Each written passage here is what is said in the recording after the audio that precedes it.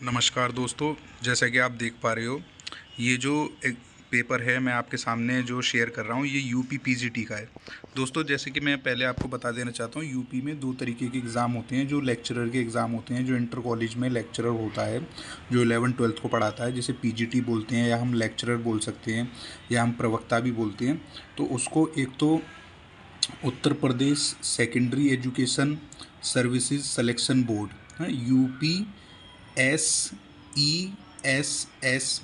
ठीक है, ये एक बोर्ड है जो कि एग्ज़ाम लेता है यूपी पीजीटी के।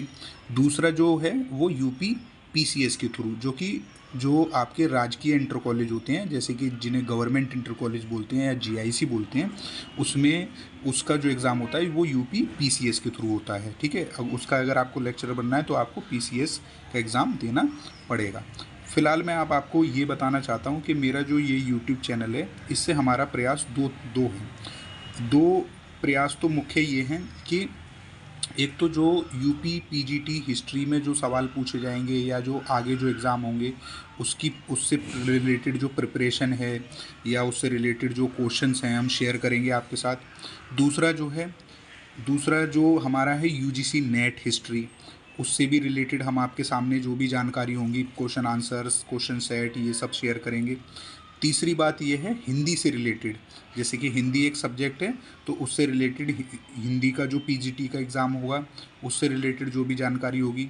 और चौथी जो जानकारी है मेरी वो ये रहेगी कि मैं काउंसलिंग भी आपको जो है प्रोवाइड कराऊंगा कि आपको किसी भी कॉलेज यूनिवर्सिटी में जो भी एडमिशन है, जो भी डिफरेंट टाइप के कोर्सेज़ हैं, उनके बारे में भी मैं जानकारी दूंगा।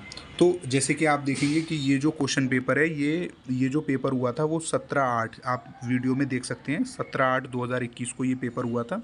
ठीक है, और अब हम इस क्वेश्चन को जो है इसके जो क्वेश्चन आंसर हैं उनको देखेंगे और देखते हैं कि कहाँ तक हम जो है इसको सॉल्व कर सकते हैं। देखिए, मैं आपको बता देना चाहता हूँ कि यूपी पीजीटी का जो एग्ज़ाम होता है वो 2 घंटे का एग्ज़ाम होता है। टोटल जो मार्क्स होते हैं, मैक्सिमम मार्क्स 425 का होता है ये, और 125 क्वेश्चन आते हैं इसमें। 125 क्वेश्चन आते हैं दोस्तों, 125 क्वेश्चन आते हैं, कोई नेगेटिव मार्किंग नहीं होती। और ये भी बता देना चाहता हूँ कि पैटर्न क्या है।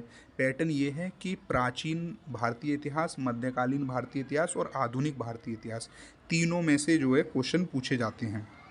बाकी और कोई क्वेश्चन नहीं आता। आप बोलें कि इसमें रीजनिंग आती है, इसमें GS आती है, ये कुछ नहीं आता। लेकिन हाँ, जो यूपी PCS के थ्रू जो GIC का एग्ज़ाम होगा पीजीटी के लिए, उसमें उसका पैटर्न थोड़ा अलग है। उसमें जनरल स्टडीज़ भी आएगी और उसके साथ साथ फिर हिस्ट्री के क्वेश्चन आएंगे। इसमें सिर्फ और सिर्फ हिस्ट्री के ही क्वेश्चन आएंगे।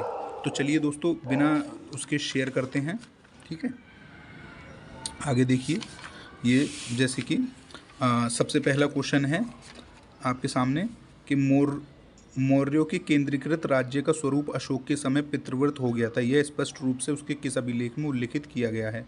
तो इसका आंसर है कलिंग शिलालेख। ठीक है, अगला बढ़ते हैं। निम्नलिखित स्थलों में से किस एक से उत्तरवर्ती हड़प्पा काल, मालवा और जोरबे संस्कृतियां मिली हैं?